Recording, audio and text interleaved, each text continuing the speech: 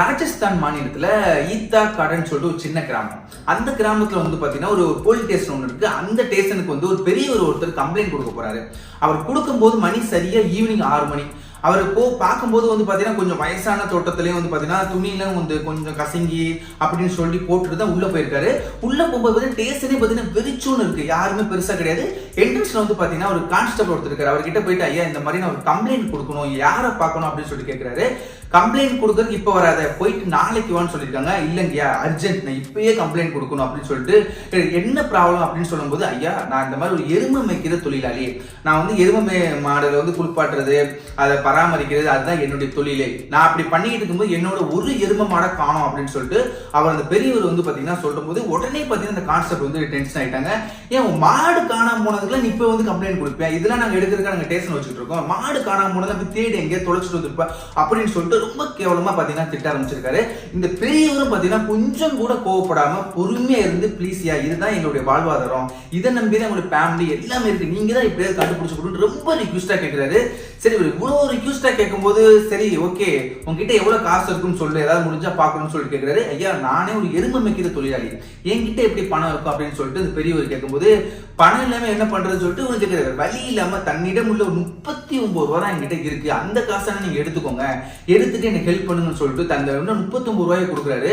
அதையும் வாங்கிட்டு சரி ஓகே போயிட்டு ரைட்டர்கிட்ட போயிட்டு ஒரு கம்ப்ளைண்ட் ஒன்று எழுதி கொடு, எழுதி கொடுத்துட்டு பார்த்துக்கலாம், ஒரு எருமை மாடு கிடைச்சா நாங்க சொல்றோம் அப்படின்னு ரொம்ப ஒரு கேர்லெஸ்ஸா ஒரு ஆன்சர் பண்ண இவரும் வந்து வழி இல்லாம போறாரு. சொல்ற மாதிரியே பாத்தீங்கன்னா ஒரு கம்ப்ளைண்ட் வந்து ஃபைல் பண்றாங்க. ஃபைல் பண்ணி முடிச்சுட்டு கையெழுத்துக்கு வந்து கை நாட்டு வைக்க தெரியுமா இல்ல கையெழுத்து போடு அப்படின்னு சொல்லிட்டு கேட்க, நான் சைன் பண்றேன் அப்படின்னு சொல்லிட்டு பேனாவை கொடுத்துருக்காங்க. பேனா தான் கொடுத்துருக்கீங்க, இன்னும் எங்க கொடுக்கல அப்படின்னு சொல்லி கேட்குறது. உனக்கு எதுக்கு எங்க இல்ல எனக்கு தேவைப்படுது கொடுங்க அப்படின்னு கேட்கும்போது, அதான் பேனா இருக்கிற கையெழுத்து போடியா கொடுங்க. சரி திரும்பவும் கேட்கிறாரு, எங்க கொடுங்க, எனக்கு அது வேலை இருக்கு அப்படின்னு கேட்கும்போது சரி சொல்லிட்டு இங்க வந்து எடுத்து கொடுக்குறாங்க. கொடுத்தோடனே அவர் என்ன பண்றாரு, அவர் அந்த இதுல கம்ப்ளைண்ட் இதுல வந்து பாத்தீங்கன்னா அவர் சைன் பண்றாரு, பண்ணிட்டு ஒரு சீல் ஒண்ணு குத்துறாரு. அவருடைய ஓன் சீலை குத்தி அந்த போலீஸ் ஸ்டேஷன்ல எல்லாரும் உட்கார்ந்து இருக்க மாதிரி தூக்கி முன்னாடி வீசுறாரு. அதை பார்த்த உடனே இருக்கிற எல்லாருமே பாத்தீங்கன்னா சத்த நேரத்துல ஷாக் ஆயிட்டாங்க. ஏன் அப்படின்னா அவர் அப்படி வந்து பிரதமர், இந்தியாவுடைய பிரதமர் அவரு. அந்த சீலும் அவர் சைனும் பாத்தீங்கன்னா அப்படியே பிரதமர் சௌத்ரி கிரண் சிங் 1979 வந்து பாத்தீங்கன்னா அந்த சம்பவம் நடந்துச்சு. அந்த பார்த்த உடனே அவ்வளவு பேரும் ஷாக் ஆயிட்டாங்க. பிரதமர் தான் பாத்தீங்கன்னா அப்போ வந்து மாறு வருஷத்துக்கு வந்து போயிருந்திருக்காரு. அவருக்கு ஆல்ரெடி நிறைய இஷ்யூ இருக்கு, இந்த ஸ்டேஷன்ல கொடுக்குற கம்ப்ளைண்ட் ஒழுங்கா ரெஸ்பான்ஸ் பண்ண மாட்டேங்கிறாங்க, மக்களை மதிக்க மாட்டேங்காங்கன்னு சொல்லிட்டு இதுக்கு என்ன பண்ணலாம்னு சொல்லிட்டு அவர் திங்க் பண்ணிருக்கும் போது போயிருக்காரு. நம்ம நார்மலா போனா நார்மலா பிரதமர் மாதிரி போனா ரெஸ்பான்ஸே வேற மாதிரி இருக்குன்னு சொல்லிட்டு மாறு வேஷம் போட்டு போயிருக்காரு.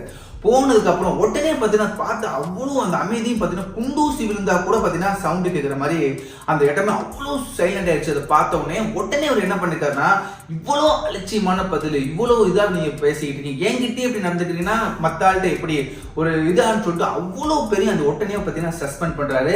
சஸ்பெண்ட் பண்ணிட்டு அது ரொம்ப ஸ்ட்ரிக்டான வந்து ஆக்ஷன் இருக்கு. இதை பார்க்கும்போது உங்களுக்கு என்ன தோணுது கைஸ்? ஓகேங்களா, இது வந்து பாத்தீங்கன்னா நம்ம எவ்வளவு சினிமால பார்த்திருப்போம், சீரியல் எக்ஸெட்ரா பல விஷயங்களை பாத்தீங்கன்னா இந்த மாதிரி நம்ம பார்த்திருப்போம். பார்க்கும்போது நமக்கே கொஞ்சம் இன்ட்ரெஸ்டிங்கா இருக்கும். பட் ரியல்லியே வந்து பாத்தீங்கன்னா 1979 நடந்திருக்கு அப்படின்னு சொல்லி நான் சொல்லிக்கிறேன். இந்த வீடியோ பிடிச்சிருச்சுன்னா ஒரு லைக் பண்ணுங்க, உங்களுடைய கருத்தை வந்து பாத்தீங்கன்னா கமெண்ட்ல லீவ் பண்ணுங்க. நம்ம சேனல் புதுசா வந்தீங்கன்னா இந்த மாதிரி இன்ட்ரெஸ்டிங்கான வீடியோஸ் பார்க்கணும்னா ப்ளீஸ் சப்ஸ்கிரைப் பண்ணுங்க கைஸ். ஓகேங்களா, இதோட இந்த வீடியோ முடிச்சுக்கிறேன். வீடியோ பிடிச்சிருந்தா ஓகே, தேங்க்ஸ் ஃபார் வாட்சிங், தேங்க்யூ.